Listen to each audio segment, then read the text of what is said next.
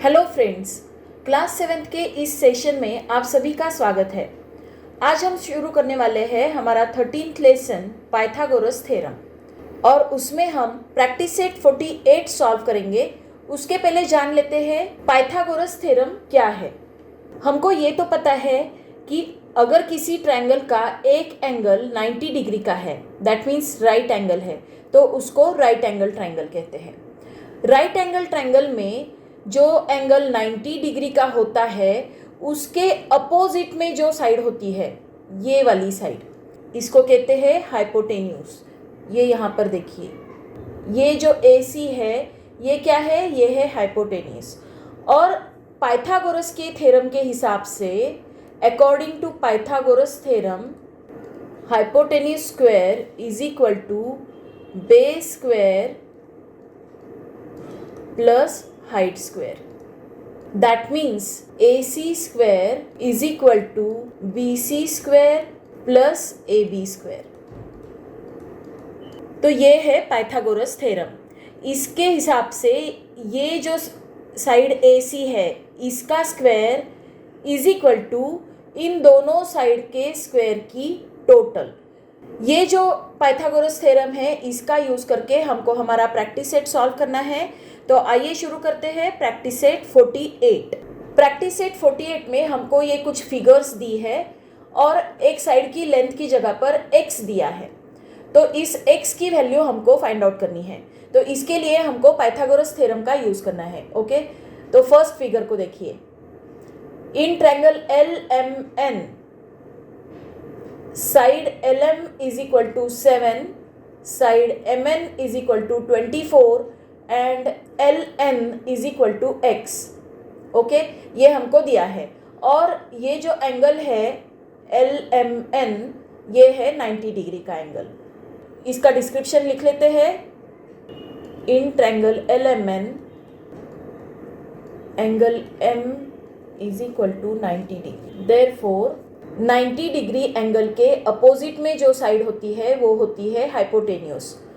तो ये जो साइड LN है वो है hypotenuse. Segment LN is hypotenuse. Therefore, according to Pythagoras theorem,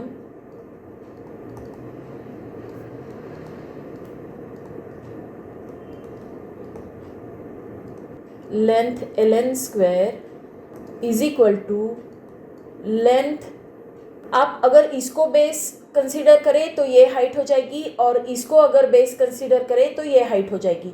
तो दोनों में से कोई भी आप बेस या हाइट कंसीडर कर सकते हो। सिर्फ आपको ये याद रखना है कि 90 डिग्री के अपोजिट में जो साइड होती है वो हाइपोटेन्यूज होती है। Okay, length LN square is equal to length LM square plus MN square. Okay, तो LN की जगह पर हम क्या लिखेंगे, ये x है तो यहाँ पर लिखेंगे x square is equal to LM, ये क्या है, ये है 7 स्क्वायर प्लस MN, ये है 24 का स्क्वायर। 7 का स्क्वायर हमको पता है, 7 7s are 49 प्लस 24 का स्क्वायर। तो इसके लिए हमको 24 इंटू 24 ये मल्टीप्लिकेशन करना होगा। 24 का स्क्वायर है 576। इनको ऐड करेंगे तो ये आता है 625। Therefore x square is equal to 625। 625 ये किस नंबर का स्क्वायर है, ये 25 का स्क्वायर है। अगर आपको लर्न नहीं है तो आप रफ वर्क में चेक कर सकते हो। तो 625 को हम 25 का स्क्वायर लिख सकते हैं, right. x square is equal to 25 का स्क्वायर। यहाँ भी स्क्वायर है, यहाँ भी स्क्वायर है, तो दोनों साइड का अगर स्क्वायर रूट निकाल लेंगे तो क्या हो जाएगा, ये हो जाएगा x और ये हो जाएगा 25। Therefore x is equal to 25। यहाँ पर हमको कोई भी यूनिट दिया नहीं है तो इसलिए हम क्या लिखेंगे, x is equal to 25 units. x is equal to 25 units. This is our answer. Now next example. अब ये जो सेकेंड एग्जाम्पल है इसमें ट्रायंगल कौन सा है, ट्रायंगल PQR, और इस ट्रायंगल में एंगल Q ये 90 डिग्री का है, इसलिए सेगमेंट PR ये हाइपोटेन्यूज रहेगा। तो यहाँ पर हम लिखते हैं In triangle PQR, angle Q is equal to 90 degrees. Therefore, segment PR is hypotenuse. Therefore, according to Pythagoras theorem, length PR square is equal to length PQ को बेस कंसीडर करेंगे और QR को हाइट कंसीडर करेंगे. Length PQ square plus length QR square. अब PR square इसके जगह पर क्या लिखेंगे? 41 का square is equal to PQ square. PQ square क्या है? 9 का स्क्वायर प्लस QR स्क्वायर ये है x स्क्वायर. अब इन दोनों के स्क्वायर्स लिख देंगे. 41 का स्क्वायर यहाँ पर फाइंड आउट करेंगे. 41 इंटू 41 ये आता है 1681 is equal to 9 9 are 81 plus x square. अब एक्स स्क्वायर अगर फाइंड आउट करना है तो 81 को लेफ्ट में भेजना पड़ेगा. तो 1681 और यहाँ पर ये 81 प्लस में है तो लेफ्ट में जब जाएगा तो माइनस हो जाएगा. -81 is equal to x square. Right. 1681 minus 81 करेंगे तो क्या आएगा? ये आएगा 1600 is equal to x square. अब x की वैल्यू हमको फाइंड आउट करनी है तो इन दोनों का स्क्वायर रूट हमको पता चाहिए. तो 1600 का स्क्वायर रूट देखिए यहाँ पर क्या है? 16. ये 4 4 जा 16 मतलब ये 4 का स्क्वायर है और 2 0 के बदले 1 0 लिखेंगे तो 40 का स्क्वायर आता है 1600.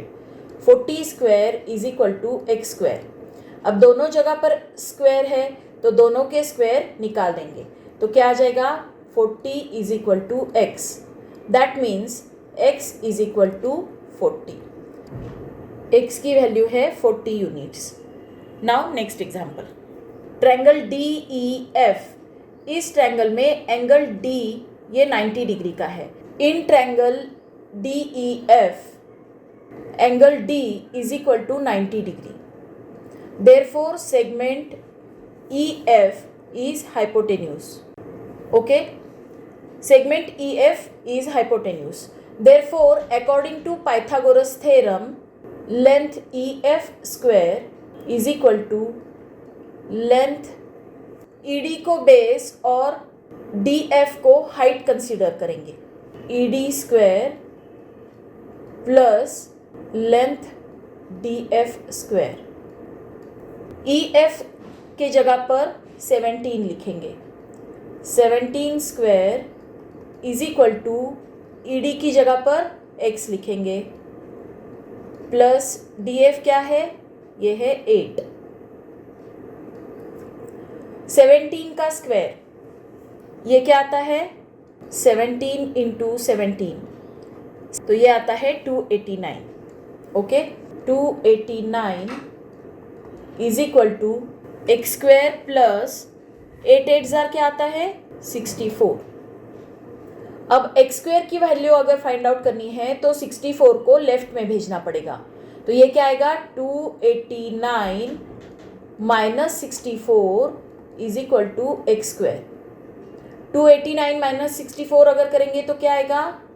ये आएगा 225 is equal to x square. 225 ये 15 का स्क्वायर है. अगर आपको नहीं आता है तो हम यहाँ पर रफ में करके देखेंगे. तो 225 की जगह पर 15 स्क्वायर लिखेंगे.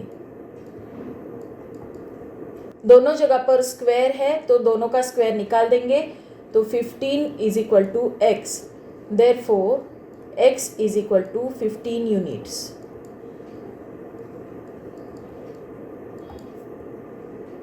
X is equal to 15 units. So this is our answer. तो ये था हमारा क्वेश्चन नंबर 1. हमारा अगला जो क्वेश्चन है वो हम हमारे नेक्स्ट वीडियो में सॉल्व करेंगे. तो अगले क्वेश्चंस देखने के लिए मेरा नेक्स्ट वीडियो ज़रूर देखिए. Thank you for watching.